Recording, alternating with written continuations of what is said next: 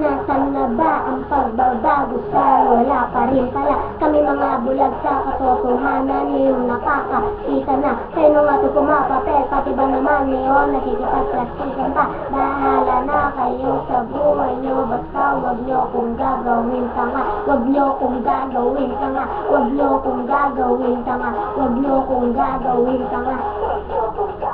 ilang dekada na ba nakapagtataka na wala pa rin pagbabago na pakatagal na hindi sa matarata aba nagbabalak pa pagkat para matagal ang halatang halata palaki ng lote parami ng kotse paldi mga mote bayarin ng kotse matapobre talalpagsika ng kote natutulog sa pansita ng sabigan ng kote sakit ang lipunan ngayon ebidensya sa sakit o pero ngayon ebidema at sa Pilipinas ang mga elektibo napapakadibo at hindi efektibo puro salita ni wala naman pureba at nakakapunan sa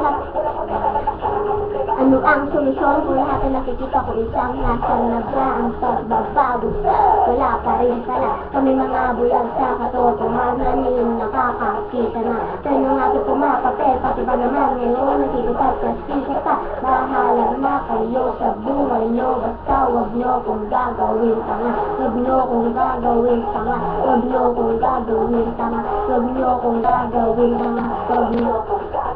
walang nakaisip na nasa paligid mabaho madumi at kadalas sa mainit sa baka ng basura kahit nasa ang gilid at traffic para baka dakasada mahit naglangat ng otomahan sus Maria mga dabi tingin na nagbuks kami mayroon ka babalihan para buks wakita ganyan talaga resulta kapapos kapag umulan susubukan mo din madalas sa pagbaha may lumulutang na tayo sa damungan problema tutulungan ng sabi tutulungan sila yun yung sabihin nyo kung nasa dyan ang pagbabago baka nakasalamin ako pagkataas ang gato kasi ang walang problema ano ang kung lahat na nakikita ko isa nasaan na ba ang pagbabago sa wala pa rin pala kami mga bulag sa katotohanan yung nakakakita na sino nga ito pumapapel pati ba naman ngayon nagigipagplastikan pa bahala na kayo sa buhay nyo basta wag nyo kong gagawin tanga wag nyo kong gagawin tanga wag nyo kong gagawin tanga wag nyo kong gagawin tanga wag nyo kong gagawin habang po inapagod, pagkatanap ng hanap po sabot, iiwan ang pamilya para ang tagumpit na apot nakakaumi ng sagot kaya ako ay nayama. Di kayo makapagbigay ng mga trabaho, kaya di dapat kailangan ng mga ako. Sana pagbabago, sa akin naman, ibig na mapagong buhay, bagong bahay na lang. Habang marami nagugutom at walang material, at abot kayo, gamuti kayo mga edukasyon sa lahat yung